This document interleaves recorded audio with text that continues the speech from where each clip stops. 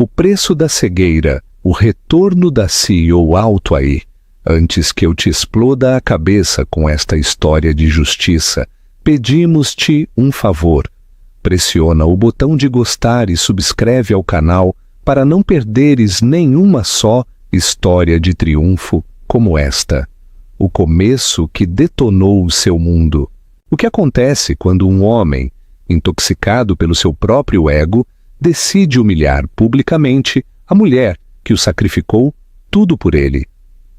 Ele ficou ali, rodeado dos seus supostos amigos, a rir às gargalhadas enquanto classificava a sua ex-esposa, Helena Gomes, de arruinada e aborrecida.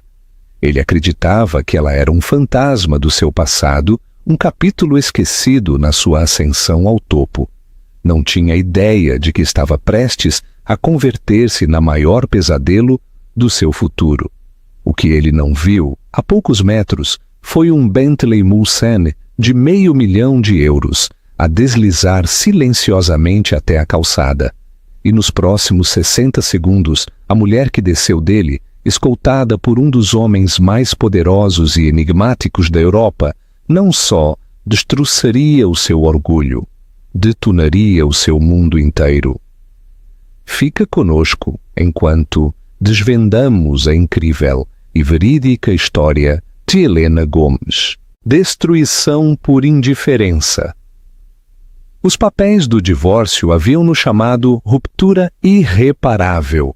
Para Helena Gomes, essa frase clínica era uma grosseira subestimação. O seu casamento não se havia rompido. Havia sido desmantelado sistematicamente, peça por peça, pelo homem a quem uma vez prometeu amar para sempre, Javier Prata.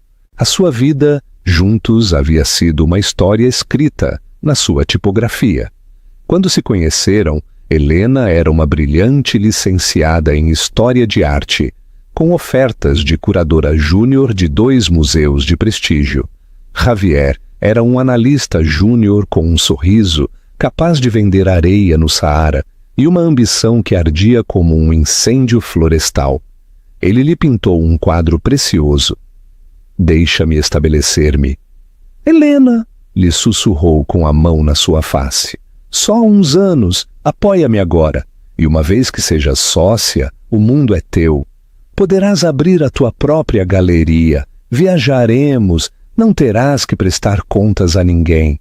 Ela acreditou nele, aceitou um trabalho tranquilo e estável na administração de uma universidade, horários flexíveis e benefícios decentes para poder estar ali para as suas longas noites, organizar os seus jantares de networking e editar as suas apresentações. Ela verteu a sua inteligência, não em catálogos de museus, senão em fazê-lo parecer mais inteligente, mais polido. O seu sonho foi adiado, colocado cuidadosamente numa prateleira alta para o tirar o pó mais tarde. Mas o mais tarde nunca chegou. Enquanto Javier escalava posições na firma financeira lisboeta, Gala Capital, os seus fatos se fizeram mais caros e os seus elogios se fizeram mais raros. O seu sistema de apoio, antes a sua rocha, agora era um estorvo. O seu amor pela arte, antes fascinante, agora era um hobby aborrecido. O golpe final chegou quando anunciou que a deixava por uma influencer do Instagram de 24 anos, chamada Catarina Montes, uma mulher cuja principal contribuição para o mundo era publicar selfies com etiquetas de marcas de luxo. O divórcio foi brutal e rápido. Javier, com seus advogados de alto poder, argumentou que Helena não havia contribuído financeiramente em anos. Pintou-a como uma parasita, uma mulher simples que carecia de impulso. Ele ficou com o extenso apartamento no bairro de Avenida da Liberdade, a carteira de investimentos, o clube de campo. Ela ficou com as suas modestas poupanças, um Honda usado e uma pensão alimentar ditada pelo tribunal, que era apenas suficiente para ser insultante. 18 meses depois, Helena vivia a vida que Javier havia desenhado para ela, na sua ausência. a vida de uma mulher arruinada e aborrecida. Vivia num pequeno apartamento de um quarto em Santos, os radiadores a assobiarem no inverno e o ar-condicionado de janela a chocalhar no verão. A mulher ambiciosa e vibrante havia se desvanecido, substituída por um fantasma que rondava a periferia da sua própria vida. Trabalhava como investigadora acadêmica remota para uma universidade, um trabalho que pagava as contas, mas matava a sua alma. O seu mundo havia se encolhido ao tamanho do ecrã do seu laptop. O ponto culminante da sua semana era visitar o Museu Nacional de Arte Antiga, não como curadora, mas como visitante paga. Ficava de pé 1 hora em frente às meninas de Velázquez, perdendo-se nos pequenos toques de tinta. 1 milhão de pequenas peças que, de alguma maneira, se uniam para criar algo completo e bonito. Era uma metáfora de uma vida que sentia que já não podia liderar. Sentia-se como um desses pontos, isolada, pequena e sem sentido por si só. Uma tarde de outubro, um envelope grosso e de cor creme chegou à sua caixa do correio. Destacava-se entre as faturas e a publicidade lixo como um cardeal num bando de pombas. O seu nome e morada estavam escritos com elegante caligrafia. Era um convite para a grande gala de caridade da Fundação Gulbenkian, o evento da temporada social lisboeta celebrado no histórico Teatro Nacional de São Carlos. O seu primeiro instinto foi rir, uma piada cruel. Ela e Javier haviam assistido todos os anos, era o seu cenário. Ele se deslizava pela sala, dando palmadas nas costas, a rir demasiado alto, com ela atrás em silêncio. Um acessório bonito, mas mudo. A convite era sem dúvida um erro administrativo. Estava prestes a atirá-la para o balde de reciclagem quando uma fúria fria, uma emoção que não sentia há meses, a picou no coração. Imaginou Javier ali, com Catarina pendurada no seu braço. Podia ouvir a sua voz presunçosa a apresentar a sua nova vida melhorada aos seus colegas. Podia imaginar os seus olhares de pena se a vissem a ela, a esposa descartada. A ideia lhe revolveu o estômago. O envelope ficou sobre a bancada da sua pequena cozinha. Durante 3 dias ficou ali, troçando dela. Deita-o fora, gritava a sua mente. É um convite para a tua própria humilhação. Mas ao 4º dia, algo mudou. Olhando o seu reflexo no ecrã escuro do seu monitor, já não viu um fantasma. Viu uma prisioneira e deu-se conta de que Javier não era só o seu ex-marido, era o seu carcereiro, e a sua prisão era a vergonha que ele havia construído tão habilmente ao seu redor. Ele ainda a controlava mesmo de longe. O medo de o ver, de ser julgada por ele, era só mais uma barra na sua jaula. Uma estranha e desconhecida resolução começou a borbulhar do mais profundo do seu ser. Não se tratava de vingança, se tratava de reclamação. Momento de interação. Se fosses Helena, terias deitado fora o convite e evitado o drama? Ou terias tomado a decisão de confrontar o teu passado em público? Deixa-nos a tua resposta nos comentários. Lemos cada um deles. A. Pegou no seu telefone, o seu polegar a flutuar sobre um número que não marcava há quase 1 ano. Um nome que representava um mundo que queria ter deixado para trás para sempre. Tomou uma respiração profunda, o ar com sabor a pó e café rançoso, e pressionou ligar. «Ô Adriano», disse a sua voz um pouco trêmula, «sou Helena Gomes. Sei que isto é inesperado, mas tenho uma proposição para ti e preciso de um favor». Ao outro lado da linha, num sótão minimalista com vistas para a Castelana, o recluso multimilionário da tecnologia, Adriano Silveira, Um homem que não assistia a um evento público há 5 anos sorriu. Helena, disse a sua voz tranquila e calorosa. Perguntava-me quando ligarias. Conta-me tudo. Adriano Silveira era um mito no mundo da tecnologia e das finanças.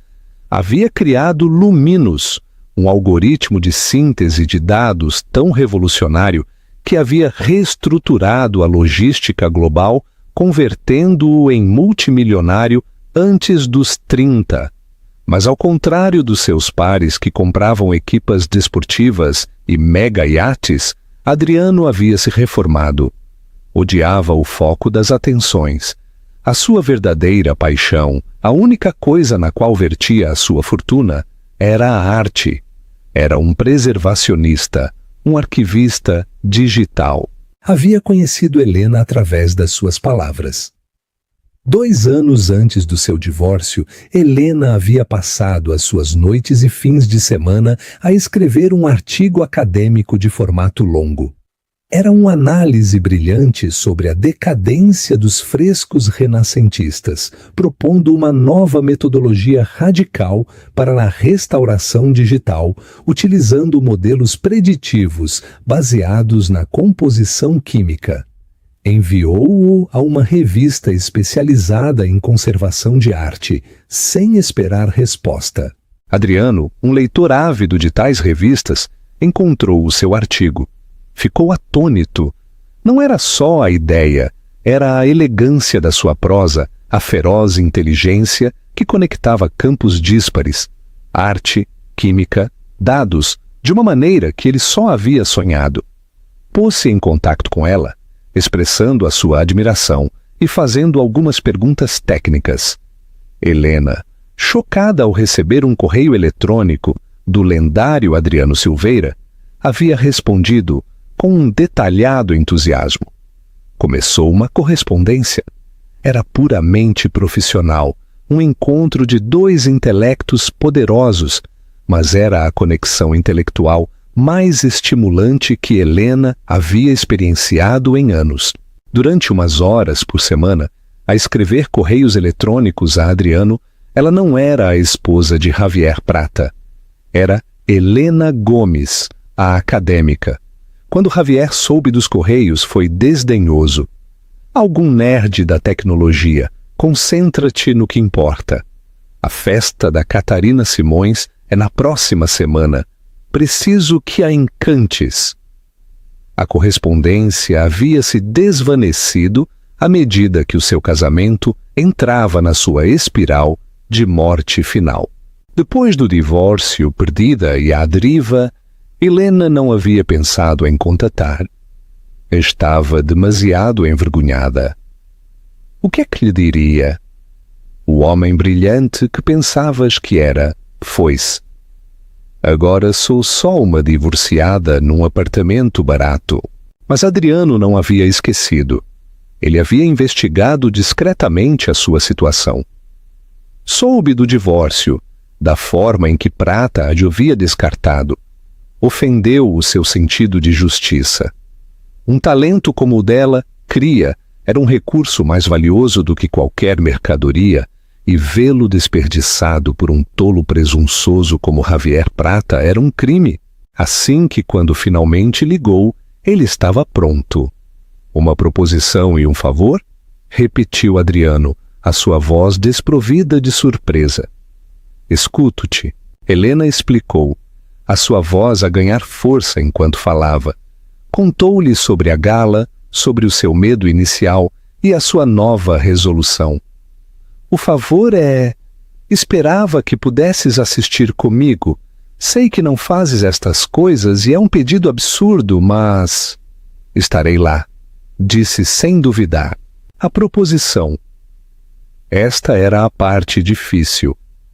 Este era o salto. A tua empresa, Indústria Silveira, tem a potência de processamento. Eu tenho a metodologia. Juntos, poderíamos construir o arquivo de preservação de arte mais avançado do mundo, uma biblioteca digital de Alexandria para as obras-primas. Poderíamos criar uma fundação sem fins lucrativos, o Arquivo Silveira Gomes, para o financiar e geri-lo. Esta gala é o lugar perfeito para anunciá-lo. Está cheio de mecenas, diretores de museus, as mesmas pessoas de que precisamos a bordo. Houve um longo silêncio na linha. O coração de Helena martelou contra as suas costelas. Havia exagerado. Era demasiado. Helena, disse Adriano finalmente, e ela pôde escutar o sorriso na sua voz. Tive uma equipa de 50 engenheiros a tentar decifrar a aplicação prática do teu artigo durante os últimos 6 meses. Quase não progrediram. Não ia lançar uma pálida imitação da tua ideia. Queria a arquiteta. Não só ia ser o teu par para a gala, já estava a planear voar para Lisboa na próxima semana para te oferecer o posto de diretora executiva, CEO, de todo o projeto. Helena afundou-se no seu velho sofá desgastado, o telefone pressionado com força contra o seu ouvido.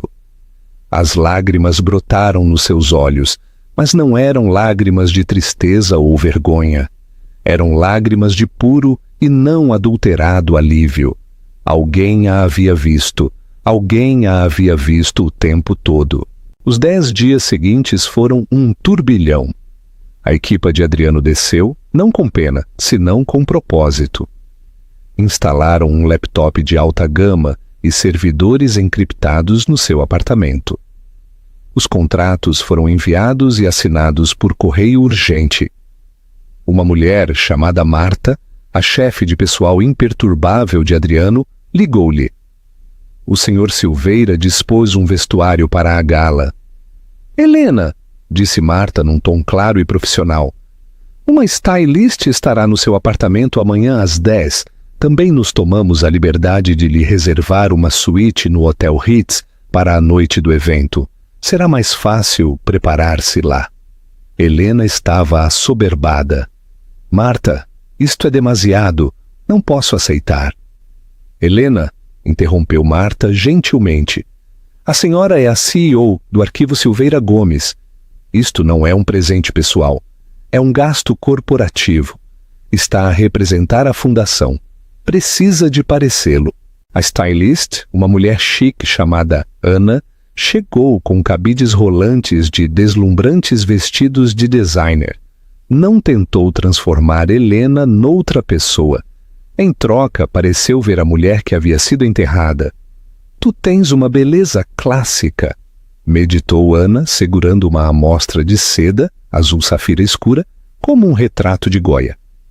Devemos inclinar-nos para isso. Elegante, intemporal, poderosa. Escolheram um vestido de coluna de seda azul meia-noite, que se deslizava sobre a sua figura com um único varrido dramático de tela sobre um ombro. Era sóbrio, mas totalmente imponente. Era o vestido de uma mulher que não precisava de lantejoulas para brilhar. À medida que se aproximava o dia da gala, Helena sentiu uma mudança tectônica dentro dela. O medo seguia ali, um zumbido baixo no fundo, mas estava a ser sufocado por uma sinfonia crescente de emoção e propósito. Passou horas em videochamadas com Adriano e a sua equipa, a elaborar a estratégia de lançamento. A sua mente, por tanto tempo inativa, estava a funcionar a toda a máquina. Sentia-se viva. À noite, antes da gala, estava a embalar uma mala de viagem no seu apartamento quando encontrou um velho álbum de fotos escondido num armário. Abriu-o. Havia uma foto dela e Javier, do seu 3º aniversário, parados em frente a um restaurante. Ele sorria, o seu braço possessivamente à volta da sua cintura. Ela parecia feliz, mas o seu sorriso não chegava de todo aos seus olhos. Era um acessório, uma posse encantadora e bem cuidada. Fechou o álbum e o voltou a pôr no armário. Essa mulher havia se ido. Amanhã à noite não seria acessório de ninguém. Ela era a exposição principal. A noite da execução pública. Javier Prata examinou o seu reflexo no espelho emoldurado, a folha de ouro do seu sótão. O seu smoking, feito à medida, lhe assentava como uma segunda pele o seu novo relógio de luxo que realmente não podia permitir-se, mas considerava essencial, brilhava sob a iluminação embutida. Esta noite era importante. A Gala Capital havia estado a perder clientes e uma recente inversão de alto risco que ele havia defendido havia saído desastrosamente mal. Precisava de projetar êxito mais do que nunca. A gala da Fundação Gulbenkian não era só uma festa, era um coto de caça de novo capital, um lugar para reparar a sua reputação ligeiramente manchada. Greg, este filtro me faz ver mais bronzeada ou mais ictérica, chamou Catarina Montes da sala, o seu rosto iluminado pelo ecrã do seu telefone. Estava apertada num berrante vestido de lantejoulas ouro-rosa que deixava pouco à imaginação. Estás incrível, querida, disse ele sem virar-se. Ajustou a gravata borboleta, a sua mente nos seus objetivos para a noite. O magnata imobiliário e o gestor de fundos de cobertura. Precisava de conseguir 5 minutos com cada um. Plantar a semente para um novo fundo que estava a improvisar. Não posso esperar a que todos nos vejam, disse Catarina agora, a praticar o seu beicinho no espelho. Essa repórter do Lisboa Social estará lá. Precisamos de uma foto perfeita. Lembras-te o que aconteceu a Helena nesse ano, quando derramou vinho sobre a esposa do vereador? Deus, que vergonha para ti! Javier sorriu com suficiência perante a recordação. Helena era de outra era, doce, mas já sabes, aborrecida, sem pica. Pertencia a uma biblioteca, não a um salão de baile. Sentiu uma familiar pontada de satisfação. Deixá-la havia sido a melhor decisão que havia tomado. Era como trocar um sedã confiável, mas antiquado, por um carro desportivo novo. Catarina era chamativa, era divertida, ficava bem no seu braço e ainda melhor no Instagram. Ela era um ativo. Enquanto desciam no elevador para o carro de aluguer que esperava, o seu telefone vibrou. Era uma notificação de margem do seu corretor. Um nó frio se apertou no seu estômago. Eliminou rapidamente a mensagem e forçou um sorriso. Esta noite tinha que ser um êxito. Entretanto, do outro lado da cidade, no Hotel Ritz, Helena estava a experienciar outro tipo de transformação. A suíte do hotel era mais grande do que todo o seu apartamento, com vistas panorâmicas da cidade na qual uma vez se havia sentido tão perdida. Ana, a stylist, e uma tranquila profissional de cabeleireiro e maquilhagem trabalhavam com calma eficiência. Enquanto trabalhavam, Helena estava numa chamada de preparação final com Adriano, que havia chegado essa tarde no seu jato privado. A introdução está pronta. A voz de Adriano chegou através dos seus AirPods, firme e tranquilizadora. Às 21h30, o presidente da gala, o Sr. Antunes, me cederá o palco para um anúncio especial. Falarei durante 2 minutos, depois apresentar-te-ei como a CEO e visionária por trás do projeto. Dirás umas palavras, desvendaremos a página de início do website da Fundação e depois responderemos perguntas. Simples. Simples para ti, talvez, disse Helena, escapando-lhe uma risada nervosa. Serás brilhante, Helena. Só lhes dizes a tua visão, fala a partir do coração. O resto é só ruído. Quando os preparativos estiveram completos, Helena parou em frente ao espelho de corpo inteiro. A mulher que a olhava era uma estranha, mas mais ela mesma do que havia sido numa década. O vestido azul meia-noite era uma obra-prima de alfaiataria, insinuando uma força que só estava a redescobrir. O seu cabelo estava apanhado num elegante coque, e a sua maquilhagem era subtil, enfatizando a inteligência nos seus olhos escuros. Usava uma só peça de joalharia emprestada para a noite, um delicado colar de diamantes que sussurrava em vez de gritar o seu valor. Marta chamou suavemente à porta.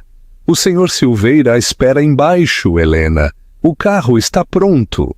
Tomando uma respiração profunda, Helena saiu da suíte e caminhou em direção ao elevador. Com cada passo, sentiu que os fantasmas da sua vida passada, a vergonha, a insegurança, o sentimento de ser a segunda melhor, retrocediam atrás dela. Já não era a ex-esposa desleixada de Javier Prata. Era a CEO Helena Gomes e se dirigia para o trabalho. A viagem ao Teatro Nacional de São Carlos foi tranquila. Adriano, vestido com um fato escuro perfeitamente adaptado, sem gravata, um subtil ato de rebelião, percebeu o seu nervosismo. "Lembras-te desse fresco sobre o qual escreveste?" perguntou a sua voz baixa. "O de Florença, de Ghirlandaio? Descreveste como os restauradores tiveram que tirar minuciosamente séculos de sujidade e remendos desajeitados para revelar a obra-prima original por baixo." Helena anuiu, entendendo o seu ponto. "Esta noite", disse ele, os seus olhos encontrando-se com os dela, "não estás a revelar uma pintura nova, simplesmente lhes estás a mostrar a obra-prima que esteve ali o tempo todo." Enquanto o seu carro, um discreto, mas imponente Maybach negro, se unia à fila de veículos em frente ao local, Helena notou um familiar Bentley prateado justo diante deles. Sabia que pertencia a um sócio principal da firma de Javier. O seu coração deu um pequeno e nervoso palpitar. Ele estava aqui. A prova final estava prestes a começar. O desmoronar da narrativa. A entrada no Teatro Nacional de São Carlos era uma tempestade controlada de câmaras a piscar, manobristas e a elite de Lisboa. Javier Prata, com Catarina colada ao seu lado, saiu do seu carro alugado e imediatamente começou a atuar. Saudou um fotógrafo que conhecia, partilhou uma risada forte e cordial com um companheiro banqueiro e guiou habilmente Catarina em direção ao tapete vermelho. Estava no seu elemento. Sentia-se poderoso, admirado. Viu o seu objetivo perto da grande escadaria e fez uma nota mental para o interceptar depois do brinde com champanhe. Tudo corria conforme o planeado. "Javier, olhe!" sussurrou Catarina, dando-lhe um toque com o cotovelo. Apontou em direção a uma pequena zona cercada onde os repórteres estavam a realizar entrevistas. "É essa blogger, Lisboa Sussurra. As publicações dela têm cerca de 1 milhão de visualizações." Os olhos de Javier seguiram o seu olhar. Viu a blogger, mas também viu com quem estava a falar, o seu antigo colega e a sua esposa. Dirigiu Catarina na sua direção com um sorriso de predador no seu rosto. Esta era uma oportunidade perfeita para fazer a corte. "Guilherme, meu homem, pareces elegante."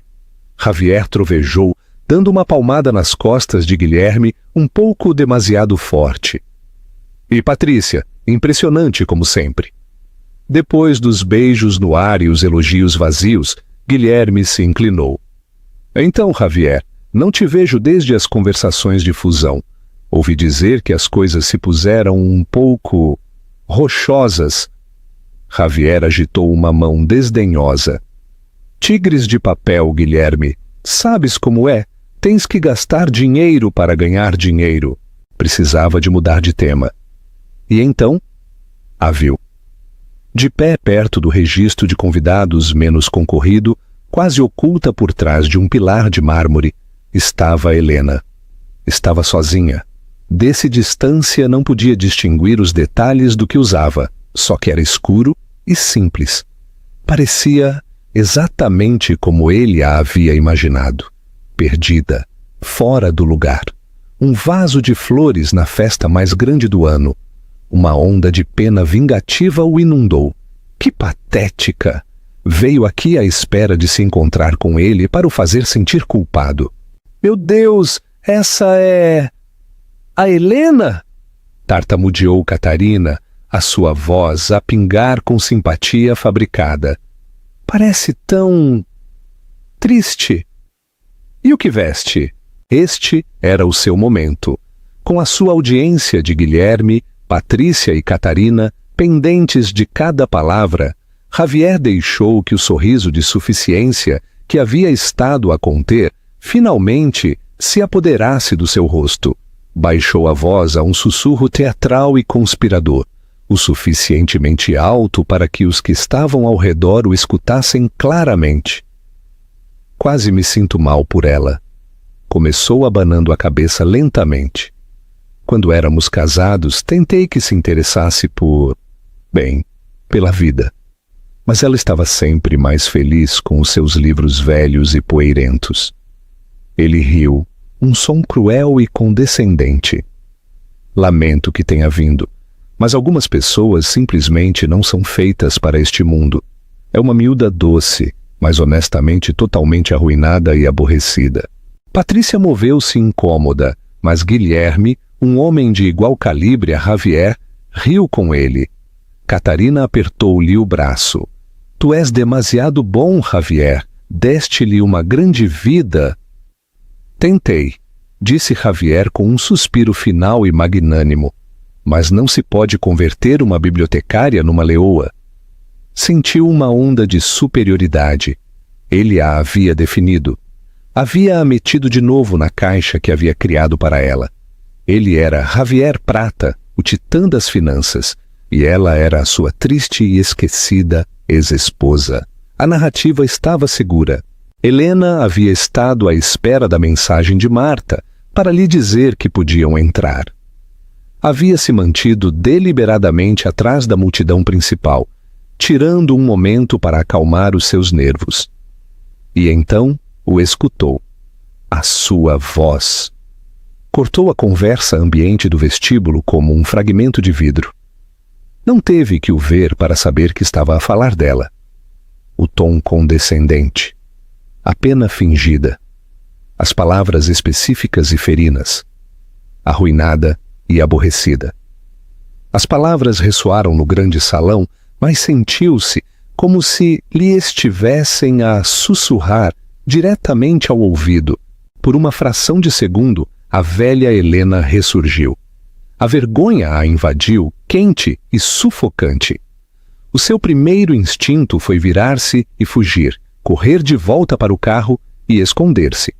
A porta da prisão que ele havia construído estava-se a fechar de novo, mas então sucedeu algo mais. O calor da vergonha se vaporizou instantaneamente pelo fogo branco e quente da raiva pura e sem diluir. Não só raiva em direção a Javier, senão raiva em direção a si mesma por ter permitido alguma vez que este homem tivesse tanto poder sobre ela. Aborrecida, havia debatido sobre os mecenas de arte do século XVII com uma das mentes mais brilhantes do planeta.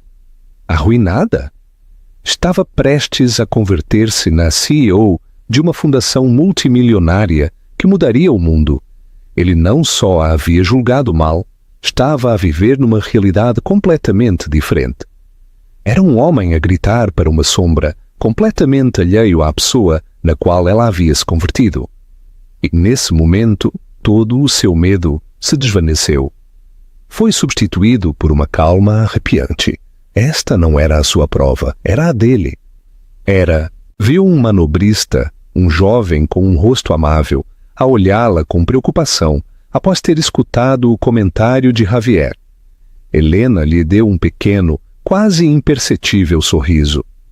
Um reconhecimento silencioso. Depois olhou para lá dele, em direção à entrada principal, enquanto uma mensagem de texto vibrava na sua pequena mala de mão.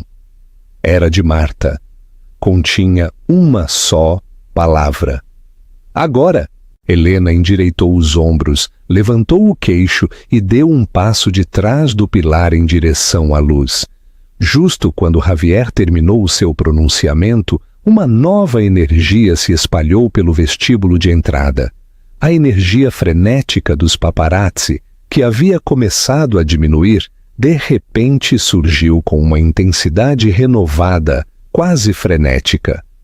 Os flashes já não eram esporádicos, eram um muro de luz sólido e cegante. Um murmúrio percorreu a multidão, uma onda de sussurros e pescoços esticados. — O que está a acontecer? Perguntou Catarina, incomodada porque a atenção se havia desviado deles. Javier, irritado pela interrupção, olhou em direção à calçada. Um veículo se aproximava, mas não era um chamativo Lamborghini ou um Rolls-Royce clássico. Era um Bentley Mulsanne, longo e elegante, pintado num tom personalizado de grafite que parecia beber a luz. Era um carro que gritava aos quatro ventos, que não precisava de ser ruidoso para anunciar a riqueza do seu dono. O seu silêncio era a sua declaração. «Olhe, provavelmente algum dinossauro de dinheiro antigo», murmurou Javier, voltando-se para Guilherme. Mas Guilherme não estava a escutar. Ele, como todos os demais, estava a olhar o Bentley. O motorista, um profissional com um fato impecável, abriu rapidamente a porta traseira do passageiro. Um sapato Oxford simples, impecavelmente polido, emergiu, seguido por um homem que se desdobrou do carro com uma graça fácil. Era alto e magro, o seu fato escuro adaptado à perfeição. Não usava gravata. Mesmo a 15 metros de distância, havia uma aura inconfundível de poder sobre ele, mas era um poder tranquilo, autocontido, não a bravata performativa da qual dependia Javier. «Meu Deus!» respirou Guilherme Staffan, a sua voz cheia de assombro. «É... Adriano Silveira?» O sangue de Javier gelou. Adriano Silveira, o mítico eremita da tecnologia, aqui na gala da Fundação Gulbenkian. Era impossível, impossível.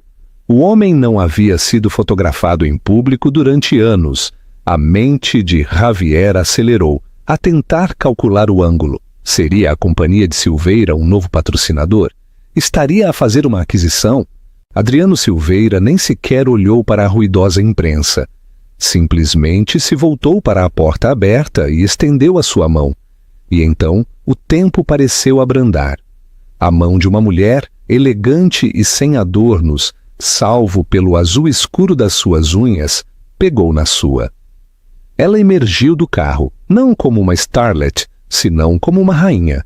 A seda azul meia-noite do seu vestido fluía à sua volta, um contraste marcado e impressionante com as lantejoulas chamativas e as cores brilhantes que enchiam a sala. O seu cabelo estava apanhado, o seu pescoço longo e gracioso, adornado com o fogo subtil de um colar de diamantes. Girou a cabeça em direção à luz e um arquejo coletivo percorreu os espectadores. Era Helena. Mas não era a Helena que conheciam. Não era a esposa de faculdade rato de biblioteca e a pedir desculpa, nem a triste divorciada que Javier acabava de descrever.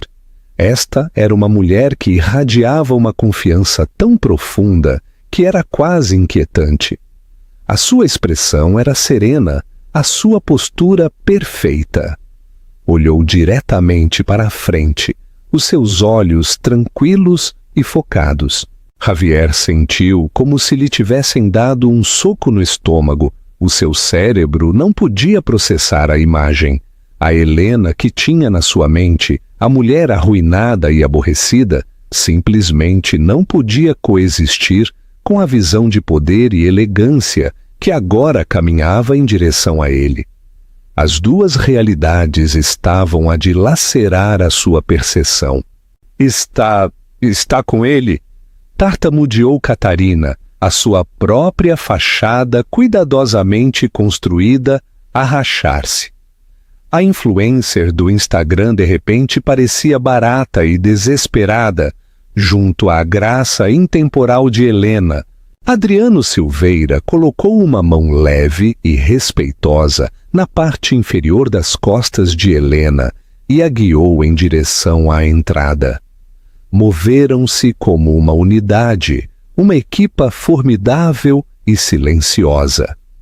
O mar de gente se separou para eles instintivamente. O presidente da gala, um homem corpulento e importante chamado Sr. Antunes, se apressou, o seu rosto radiante. Senhor Silveira, que incrível honra! Não tínhamos ideia de que vinha. Gaguejou. Adriano sorriu cortesmente. Obrigado por nos convidar, Antônio, disse a sua voz fácil de escutar. Depois fez um gesto em direção a Helena. E, por favor, permita-me apresentar a minha sócia, Helena Gomes. Não disse a minha namorada ou o meu par, disse sócia. A palavra flutuou no ar, carregada de significado. Passaram junto ao pequeno grupo de Javier, sem um indício de reconhecimento. Os olhos de Helena nem sequer o roçaram. Para ela, ele era só parte do cenário, tão insignificante como um feto em vaso. O corte foi tão profundo, tão absoluto, que foi mais devastador que qualquer grito ou confrontação pública. Não foi ódio, foi indiferença, foi apagado. Guilherme Staffan olhou estupefato da radiante Helena para o pálido Javier. Lentamente deu um passo atrás do seu antigo colega, como se a proximidade pudesse ser contagiosa. Javier ficou congelado, a sua taça de champanhe a meio caminho dos seus lábios. O sorriso de suficiência havia desaparecido, substituído por uma máscara de mandíbula caída, de incredulidade e horror nascente. No espaço de 30 segundos, o seu mundo inteiro se havia virado de cabeça para baixo. A mulher que acabava de rotular publicamente como um fracasso patético havia chegado com um dos homens mais ricos e enigmáticos do planeta, parecendo não o seu passado descartado, senão o futuro de todos. A narrativa não só havia sido desafiada, havia sido incinerada. E no seu lugar, uma nova pergunta aterrorizadora começou a formar-se na sua mente. O que mais não sabia? A grande revelação no palco, o grande salão do Teatro Nacional de São Carlos, era um universo de cristal, champanhe e poder cuidadosamente cultivado. Javier Prata tropeçou através dele como um fantasma. Havia perdido Catarina em algum lugar perto do bar de ostras.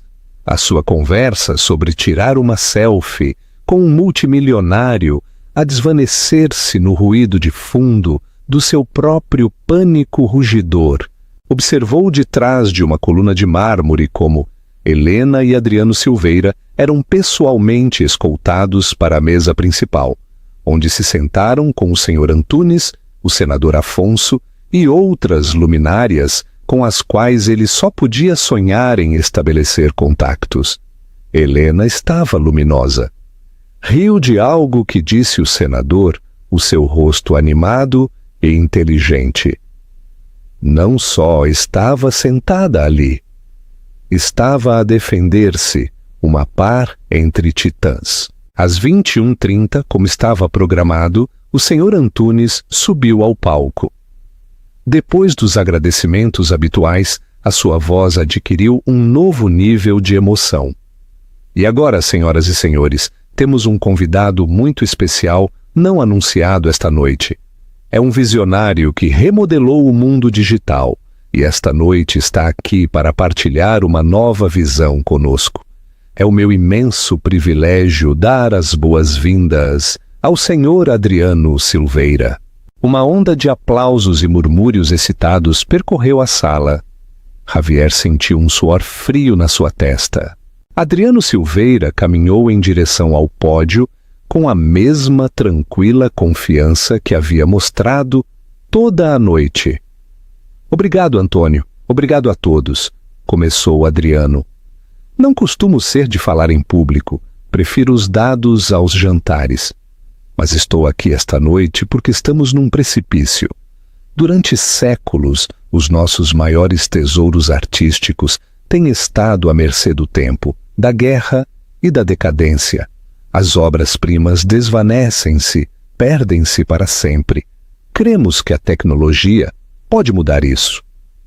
Fez uma pausa, deixando que o peso das suas palavras assentasse. Durante o último ano, a minha companhia tem estado a trabalhar para construir um novo tipo de instituição. Uma fundação sem fins lucrativos dedicada a criar um arquivo digital completo e universalmente acessível das obras de arte mais importantes do mundo, utilizando tecnologia revolucionária de imagem e preservação. Esta noite, estou orgulhoso de anunciar a formação do Arquivo Silveira Gomes. O nome atingiu Javier como um golpe físico. Silveira Gomes, não só o seu par, não só a sua companheira. O nome dela estava no cartaz junto ao do multimilionário. Mas uma ideia é tão boa como a mente que a concebe, continuou Adriano, a sua voz a ressoar com admiração genuína. E a visão arquitetônica, o gênio por trás de toda esta metodologia, não me pertence. Pertence a uma acadêmica de extraordinário talento e previsão. É a minha grande honra apresentar a CEO, fundadora, do Arquivo Silveira Gomes, a senhora Helena Gomes. Virou-se e fez um gesto em direção a Helena. O foco a encontrou enquanto ela se levantava do seu assento e caminhava em direção ao pódio. Toda a sala estava em silêncio, cativada. Ela olhou o mar de rostos. O seu olhar passou por Javier sem um indício de reconhecimento. "Obrigado, Adriano", começou, a sua voz clara e firme, sem rasto da mulher nervosa que ele havia conhecido. "A arte não é um luxo, é a nossa memória coletiva. É a história de quem somos. Por muito tempo, essa história tem sido frágil."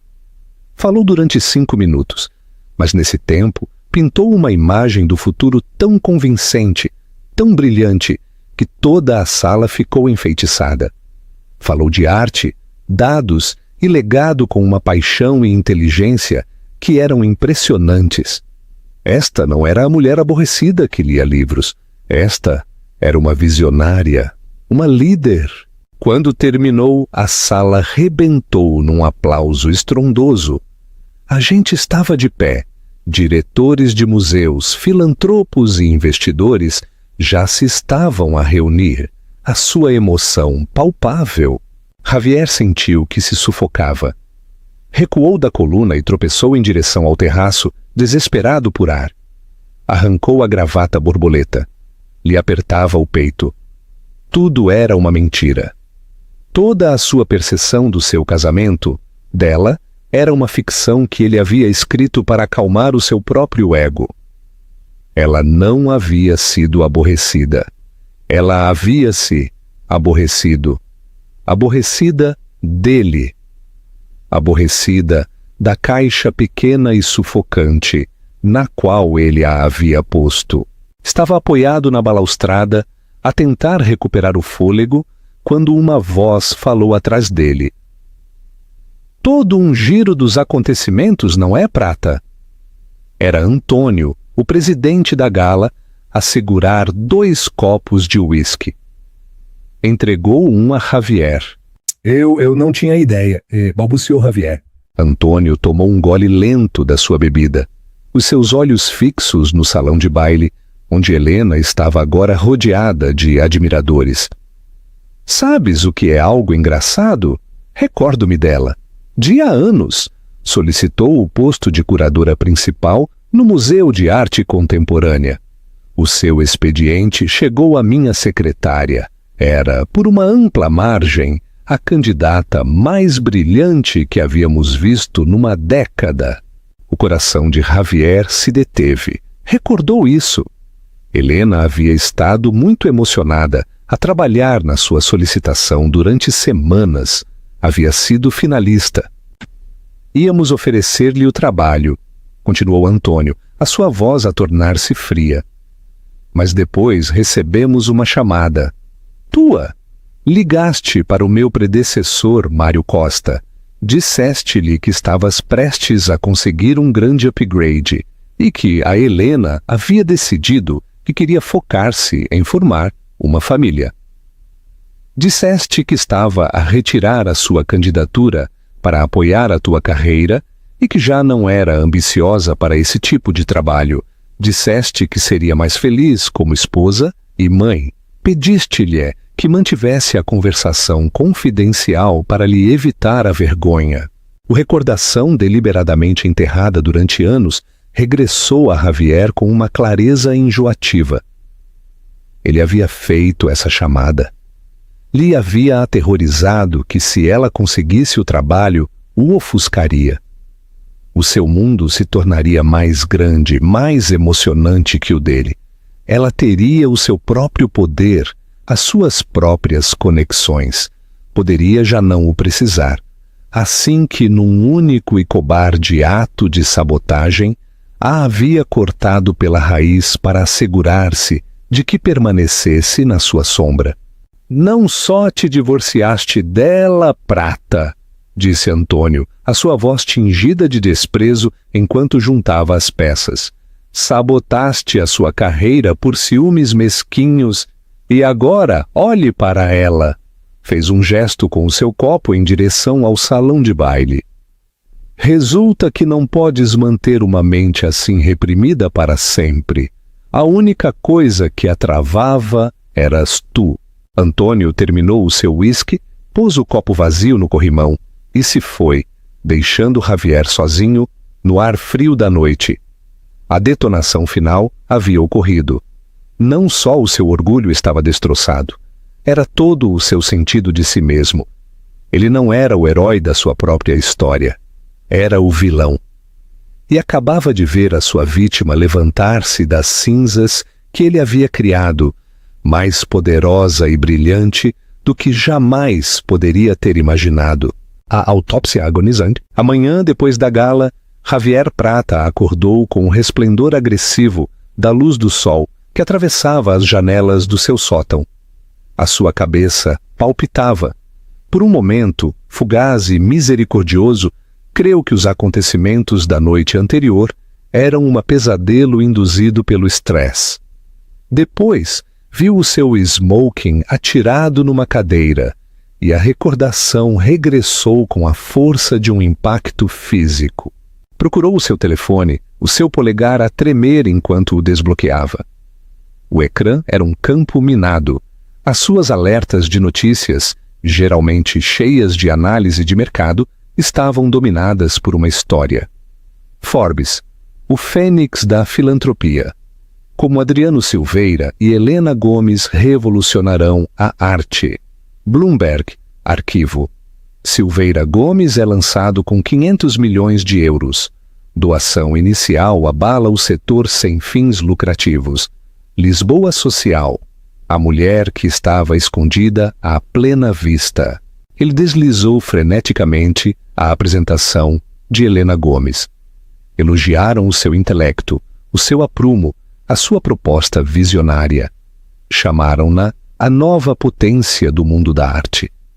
Procurou o seu próprio nome, uma necessidade desesperada de se ver reconhecido na narrativa. Encontrou-o enterrado no 7º parágrafo do artigo do Lisboa Social. Dizia: a senhora Gomes, uma brilhante acadêmica, cuja carreira anterior foi reportadamente pausada pelo seu casamento anterior com um gerente de finanças de nível médio, Javier Prata, agora está prestes a converter-se numa das figuras mais influentes nas artes e a cultura global. Gerente de nível médio. As duas palavras foram uma sentença de morte. No seu mundo, os títulos o eram tudo. A frase era uma degradação pública, um desprezo deliberado e requintadamente cruel de toda a sua identidade. Havia passado uma década a escalar, a criar uma imagem de poder e influência.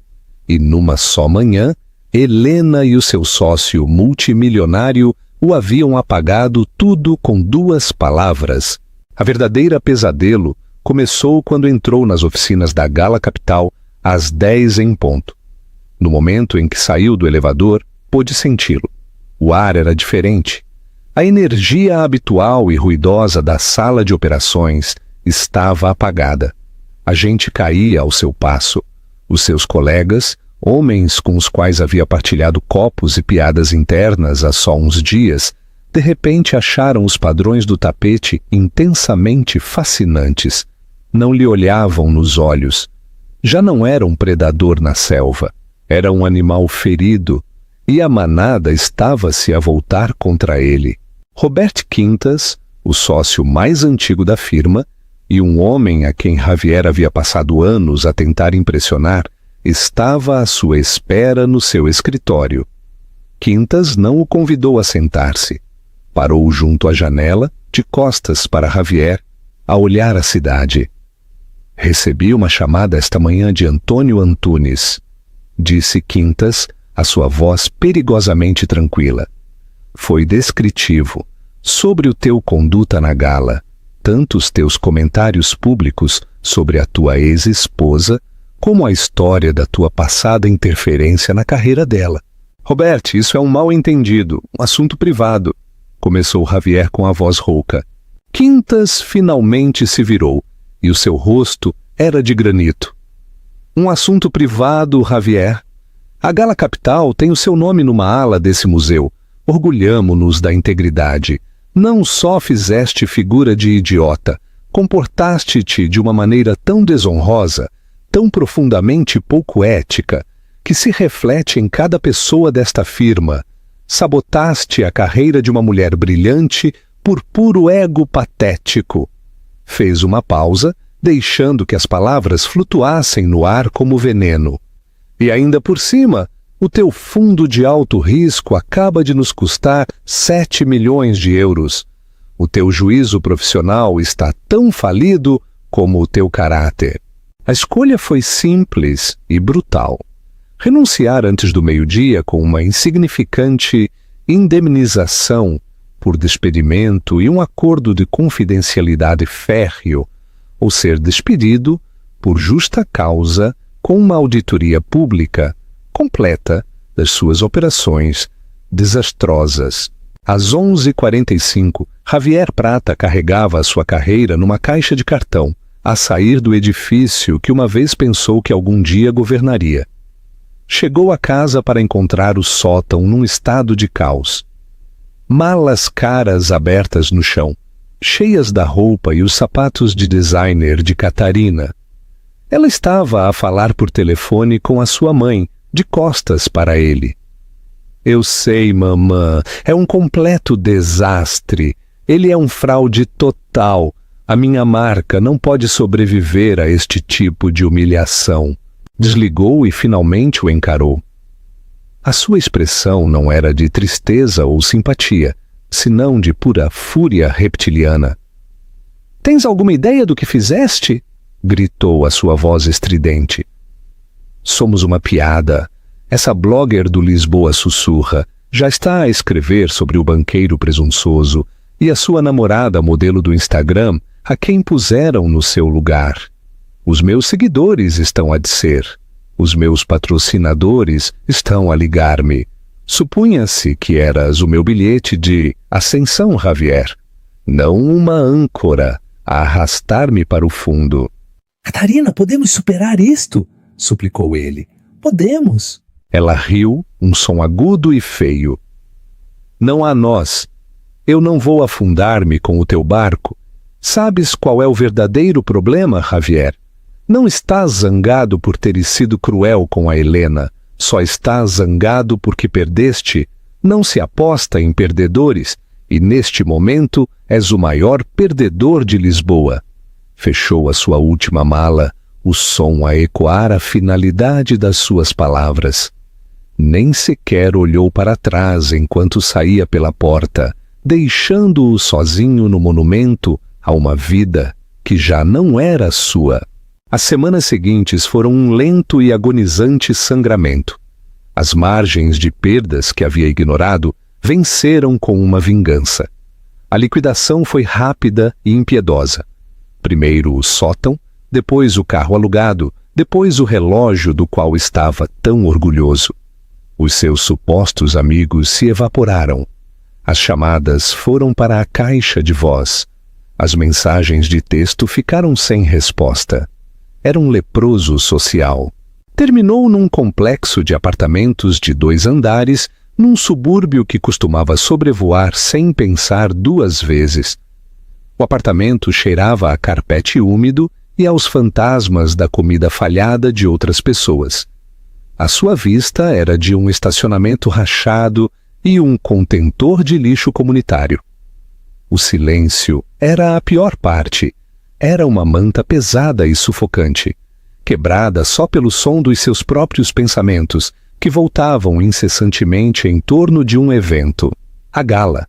A revivia vezes sem conta, o momento em que Helena saiu desse carro, impulsionado por uma mistura tóxica e desesperada de autodesprezo e uma necessidade mórbida de uma confirmação final da sua própria desaparição, passou 2 meses em espiral. Depois, uma tarde, procurou a morada do arquivo Silveira Gomes. Não sabia o que planeava dizer ou fazer, mas sabia que tinha que haver uma última vez. Parou do outro lado da rua do elegante edifício com fachada de vidro, sentindo-se como um fantasma que rondava um futuro no qual não tinha parte. Parecia esfarrapado, fora do lugar. Observou como a gente entrava e saía, os seus rostos iluminados com energia e propósito. Finalmente, a viu. Saiu pela porta principal, a entabular uma conversa animada com Adriano Silveira. Estavam a olhar planos arquitetônicos num tablet, e ela assinalava algo, o seu rosto iluminado com um sorriso genuíno e não forçado. Era um sorriso de pura satisfação, um sorriso que ele nunca, nenhuma só vez, havia sido capaz de lhe dar. «Helena!» gritou. A sua própria voz lhe soou estranha, fina e estridente.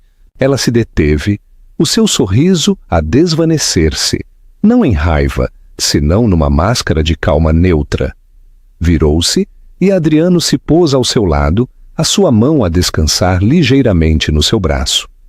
Ele era um sentinela silencioso, uma representação física do facto de que ela já não estava desprotegida. «Javier!» disse ela. Foi um simples reconhecimento da sua presença, nada mais. Eu precisava de te ver, começou ele, as palavras caindo num arroubo patético. Queria dizer que lamento, por tudo, pelo que disse essa noite. Isso foi só o meu ego, o meu medo.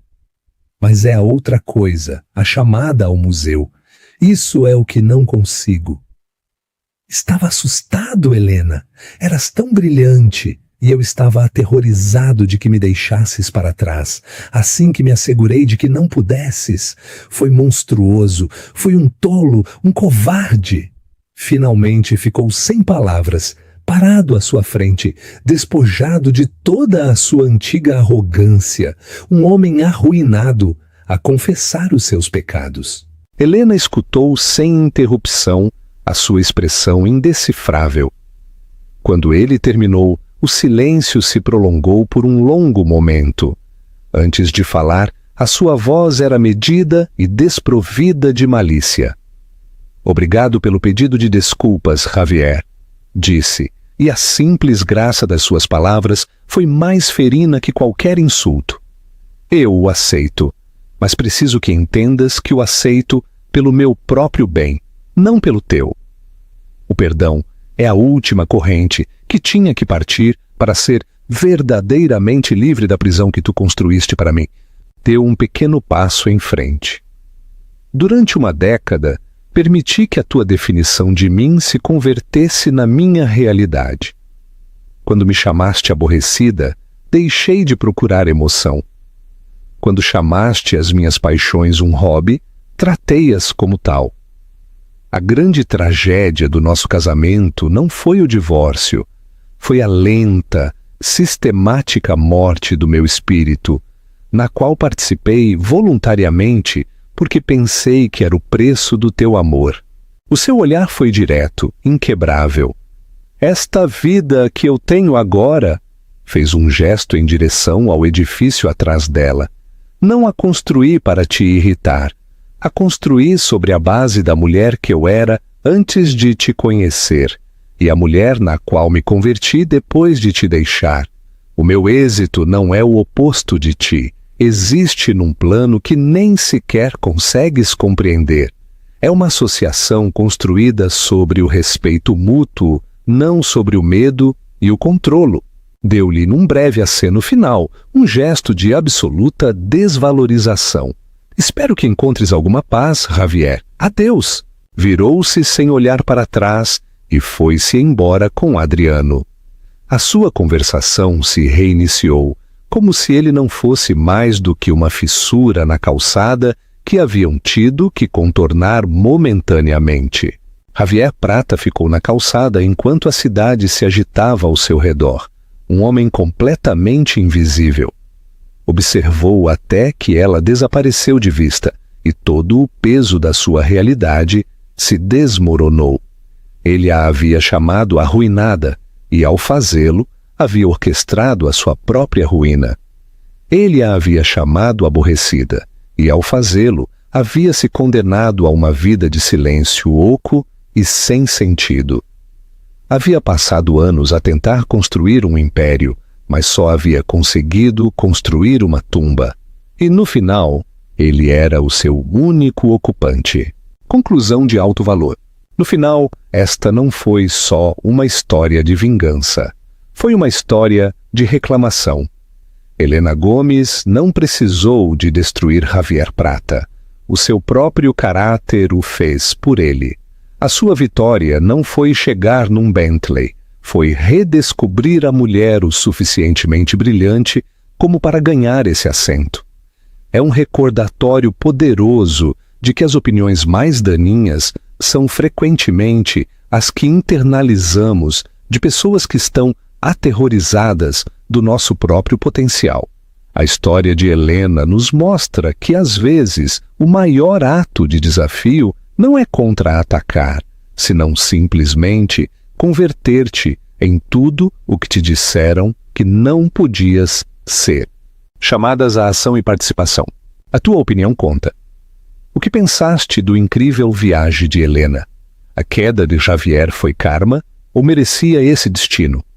Deixa-nos saber a tua opinião nos comentários. Lemos cada um deles.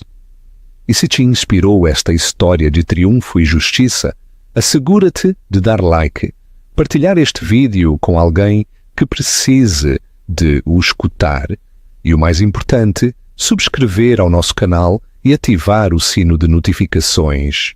Não vais querer perder o que vem a seguir. Obrigado por escutar.